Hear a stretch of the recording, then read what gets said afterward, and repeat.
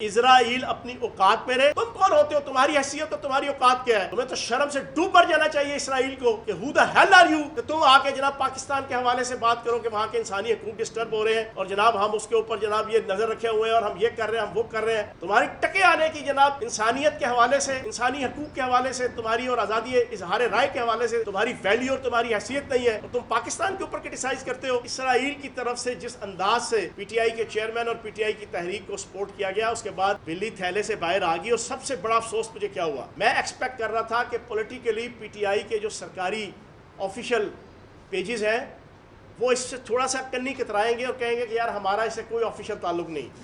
لیکن میں افسوس سے بھی کہوں گا اور اس میں مجھے خوشی اس بات کی ہے کہ چلو لوگوں کے سامنے چیزیں کھل رہی ہیں.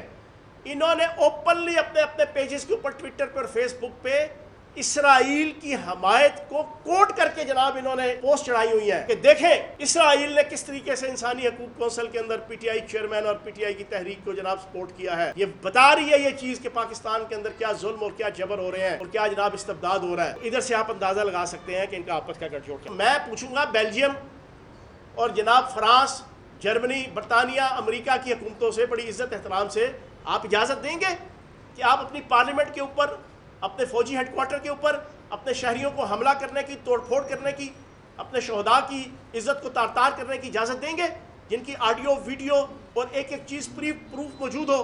تو میں یورپی یونین سے بھی جناب یہ تقاضا کروں گا کہ پاکستان ایک ذمہ دار ریاست ہے، پاکستان ایک ذمہ دار ایٹمی طاقت ہے، پاکستان کے اندر بھی رول آف لا ہے. تم نے جتنی ریشہ دوانیاں کرنی تھی عالمی ملک دشمن طاقتوں نے وہ کر لی. اب ہر چیز کا اینڈ آ رہا ہے اور اینڈ ہوگا. تو اسرائیل اپنی اوقات میں رہے، فلسطینیوں کی جان، مال، عزت، جوان، بوڑھے، مائیں، بہنیں، بیٹیاں، بچیاں، ان کا خون، ان کی عزتوں کو تار تار کرنا، ان کے حقوق کو سلب کرنا. تمہیں تو شرم سے ڈوب مر جانا چاہیے اسرائیل کو کہ who the hell are you کہ تم آ کے جناب پاکستان کے حوالے سے بات کرو کہ وہاں کے انسانی حقوق ڈسٹرب ہو رہے ہیں اور جناب ہم اس کے اوپر جناب یہ نظر رکھے ہوئے ہیں اور ہم یہ کر رہے ہیں، ہم وہ کر رہے ہیں. تم کون ہوتے ہو؟ تمہاری حیثیت اور تمہاری اوقات کیا ہے؟ تمہاری ٹکے آنے کی جناب انسانیت کے حوالے سے، انسانی حقوق کے حوالے سے، تمہاری اور آزادی اظہار رائے کے حوالے سے تمہاری ویلیو اور تمہاری حیثیت نہیں ہے اور تم پاکستان کے اوپر کرٹیسائز کرتے ہو اپنے ان جناب بچوڑوں اور اپنے ان جناب آف شوٹس کو کہ جن کے ذریعے سے تم پاکستان کو تباہ و برباد کرنا چاہتے تھے. تو جناب انشاءاللہ پاکستان قائم اور دائم رہے گا. میں وہ ہلکی سی بات پھر دوبارہ وہ سلمان دانش ٹائپ کے اور جناب میڈیا لاجک کے جو کریکٹرز ہیں، یہی وہ کریکٹرز ہیں جو آج ارب پتی بنے ہوئے ہیں، جو ایک عام سافٹ ڈرنک کمپنی کے جناب مینیجر ہوتے تھے اور آج جناب 3 4 آپ کے ایڈورٹائزنگ کمپنیاں ہیں، بل بورڈ کمپنیاں ہیں اور پی ٹی آئی کے چیئرمین کی خاص آشیرواد کے ساتھ ریٹنگ اس پروگرام کی دینا کہ جو پاکستان کی سروائیول کے خلاف بولے گا، پاکستان کے انٹرنل ایشوز کو، نیگیٹو ایشوز کو ہائی لائٹ کرے گا، جو پاکستان کی اکانومی کے نیگیٹو ایشوز کو ہائی لائٹ کرے گا، ان پروگراموں کو ریٹنگ دینا اور پھر جناب اینکرز کو لے کے جانا، ملاقاتیں کروانا چیئرمین پی ٹی آئی سے. تو یہ سلیمان دانش ٹائپ کے جتنے لوگ اور اس طرح کے BCO لوگ ہیں جو میں نے پچھلی پریس کانفرنس میں بھی کہا تھا، فیصل جاوید سے لے کے ارسلان خالد سے لے کے عمران غزالی سے لے کے اور جناب آپ کا جبران الیاس سے لے کے، یہ لوگ کھرب پتی ارب پتی بن گئے ہیں چیئرمین پی ٹی آئی کے ساتھ رہ کے اور انٹرنیشنل اسرائیلی لابی کے ذریعے سوشل میڈیا کے اندر پاکستان میں عرب سپرنگ کی طرح کا ڈرامہ رچانے کی جو انہوں نے ناکام کوشش کی، جو ناکام اور نامراد ہو گیا. یہ سارے لوگ اس میڈیا اور سوشل میڈیا کے ذریعے سے انہوں نے جناب واہ پیسہ کمایا ہے. یہ پاکستان کی ایجنسیوں کا اور پاکستان کے ریاستی اداروں کا فرض بنتا ہے کہ ان کو بھی شامل تفتیش کریں، ان سے بھی پوچھیں کہ جناب یہ ان کی زندگیوں کے اندر یہ تبدیلیاں کہاں سے آئیں. یہ سوشل میڈیا اور الیکٹرانک میڈیا کے ذریعے سے 1.5 سال کی جو تحریک فساد فی الارض تھی، لوگ کھرب پتی ہوئے ہیں صرف اس 1.5 سال کے اندر. یہ میں اور اوت کہہ رہا ہوں، پی ٹی آئی کے یہ جو نام میں نے گنوائے ہیں ان سمیت اور بہت سے لوگ ہیں. ہم قربانیاں دے رہے تھے، ہم مارے کھا رہے تھے، ہم گولیاں جھیل رہے تھے، ہم شل کھا رہے تھے، ہمارے پہ پرچے ہو رہے تھے، ہمارے پہ حملے ہو رہے تھے. ہم ہر تیسرے دن جناب ایک ٹانگ پہ کھڑے ہو کے جناب زمان پارک اور جناب آپ کے موٹر وے پلازا اور آپ کے جوڈیشل کمپلیکس اور اسلام آباد ہائی کورٹ پہ ڈیوٹیاں دے رہے تھے. ہم جناب پنجاب اسمبلی کے اندر مارے کھا رہے تھے, اور یہ لوگ اسی ٹائم پیریڈ کے درمیان ارب پتی اور کروڑ پتی ڈالرز میں ہو رہے تھے. اسی تحریک فساد فی الارض اور اسرائیلی لابی اور ملک دشمن لابی کی طرف سے فنڈنگ کے ذریعے سے, سوشل میڈیا کی مارا ماریوں کے ذریعے سے, الیکٹرانک میڈیا کے ٹولز اور ٹیکٹکس کے ذریعے سے, پرنٹ میڈیا کے اندر جناب اپنے معاملات چلا کر ان لوگوں نے. تو میں آخر میں پوری پاکستانی قوم سے گزارش کروں گا کہ اسرائیل کی طرف سے جس انداز سے پی ٹی آئی کے چیئرمین اور پی ٹی آئی کی تحریک کو سپورٹ کیا گیا, اس کے بعد بلی تھیلے سے باہر آ گئی. اور سب سے بڑا افسوس مجھے کیا ہوا, میں ایکسپیکٹ کر رہا تھا کہ پولیٹیکلی پی ٹی آئی کے جو سرکاری آفیشیل پیجز ہیں وہ اس سے تھوڑا سا کنی کترائیں گے اور کہیں گے کہ یار ہمارا اس سے کوئی آفیشیل تعلق نہیں. لیکن میں افسوس سے بھی کہوں گا, اور اس میں مجھے خوشی اس بات کی ہے کہ چلو لوگوں کے سامنے چیزیں کھل رہی ہیں. انہوں نے اوپنلی اپنے پیجز کے اوپر ٹویٹر پہ اور فیس بک پہ اسرائیل کی حمایت کو کوٹ کر کے جناب انہوں نے پوسٹ چڑھائی ہوئی ہیں کہ دیکھیں اسرائیل نے کس طریقے سے انسانی حقوق کونسل کے اندر پی ٹی آئی چیئرمین اور پی ٹی آئی کی تحریک کو جناب سپورٹ کیا ہے. یہ بتا رہی ہے یہ چیز کہ پاکستان کے اندر کیا ظلم اور کیا جبر ہو رہے ہیں اور کیا جناب استبداد ہو رہا ہے. تو ادھر سے آپ اندازہ لگا سکتے ہیں کہ ان کا آپس کا گٹھ جوڑ کیا ہے. میرے آپ سے دو چھوٹے سوال ہیں. ایک تو چیئرمین پی ٹی آئی آپ نے ایک لفظ جو کہا ہولناک انکشافات, آپ نے یہ چیئرمین پی ٹی آئی کے حوالے سے آپ سمجھدار سیاستدان آہستہ آہستہ آپ ڈسکلوز کر رہے ہیں, پہلے آپ نے کچھ بھی نہیں کہا. اب یہ بتائیے گا اگر چیئرمین پی ٹی آئی گرفتار ہوتے ہیں اور ان کے خلاف یہ اسرائیل کے حوالے سے پوچھ گچھ ہوتی ہے تو تمام باتیں آپ کورٹ میں بھی کریں گے, اور اگر وعدہ معاف گواہ بننا پڑے تو آپ بنیں گے. میرا سوال لے لیں, چیئرمین پی ٹی آئی کے ناک کے نیچے یہ جو 4 سال اور پھر گزشتہ 1.5 سال سے اترا, فیضل حسن چوہان کے پاس یہ انکشافات آئے, انہوں نے پارٹی چھوڑی اور ساری چیزیں انکشاف کریں.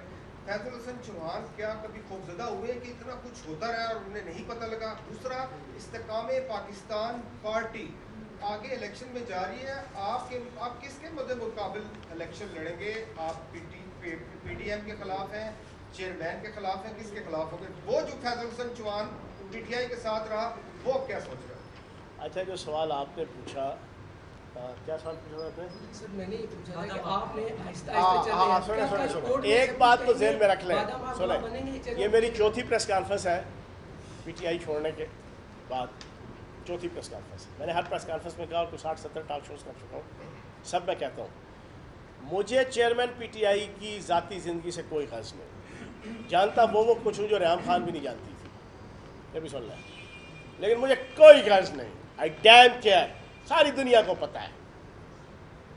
میں نے کوئی ایک لفظ ان کی ذاتی زندگی کے حوالے سے بات نہیں کرتی, لیکن میں نے ہر شو میں اور ہر پریس کانفرنس میں کہا, اور آج دوبارہ چوتھی دفعہ دہرا رہا ہوں, جس پی ٹی آئی چیئرمین کے ایکٹ سے اور چیئرمین پی ٹی آئی کے عمل سے میرے پاکستان کو نقصان ہوا یا ہو رہا ہے یا ہوگا, میں ڈنکے کی چوٹ پہ ہاکے پکارے دن کی روشنی میں, چاند کی روشنائی میں انشاءاللہ وہ چیزیں بے نقاب کروں گا جو میں کر بھی رہا ہوں. میں کر بھی رہا ہوں. میں خوف و ہراس یا پاپولر سٹینس یا پاپولر نیریٹو یا پاپولر بیانیہ اس سے ڈر کے میں گھر میں نہیں بیٹھا ہوا. میں فرنٹ فٹ کا واریر ہوں, اور پاکستان سے آگے بینگا پاکستانی اور مسلمان کی حیثیت سے نبی پاک صلی اللہ علیہ وآلہ وسلم کی ذات سے آگے کوئی چیز نہیں ہے.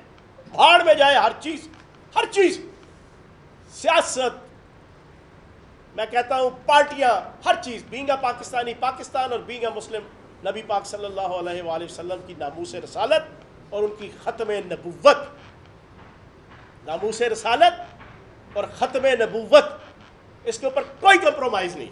میں اسی وجہ سے آج چوتھی پریس کانفرنس کر رہا ہوں.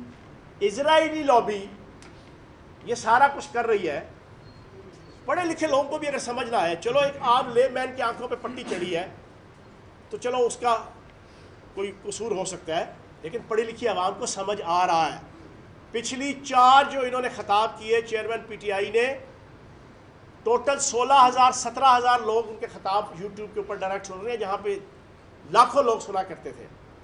کل پہلے 20 منٹ میں 3,000 بندہ آیا, اور پھر 24 گھنٹوں میں کوئی اب اب جا کے کیونکہ جو پچھلے 5-6 خطاب تھے ان کی ریٹنگ بڑی نیچے تھی 15,000 16,000 13,000 تو انہوں نے پری پلانڈ پورے دنیا کے اندر پروپیگنڈا کر کے پھر جناب 24 گھنٹوں میں کوئی 4-1 لاکھ بندہ انہوں نے کوئی جنہوں نے تھوڑا آ کے یوٹیوب پہ دیکھا، لیکن لائیو جو ہے نا 17,000 سے زیادہ بندہ جو ہے نا ان کی تقریر روزانہ نہیں سنتا.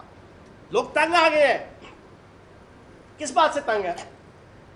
150 سے لے کے 250 آپ کہتے ہیں پرچے ہیں. آپ جب جاتے ہیں جناب آپ 10 کیسوں کے اندر ضمانت لے کے آ جاتے ہیں. پورا 1.5 سال کے اندر پورا پاکستان کا عدالتی سسٹم آپ کو فیسیلیٹیٹ کرنے پہ لگا ہوا ہے. ضمانت پہ ضمانت، ضمانت پہ ضمانت، ضمانت پہ ضمانت، ضمانت پہ ضمانت. اور پھر پرسوں رات کو ٹویٹ کرتے ہیں کہ میری تقریر سنیے گا، آج میں جو پاکستان کے اندر جنگل کا قانون ہے اس کے اوپر بات کروں گا. میں نے اس کے اوپر ان کو ری ٹویٹ کر کے کمنٹس دیے. میں نے کہا بالکل ٹھیک کہا آپ نے کہ پاکستان میں جنگل کا قانون ہے.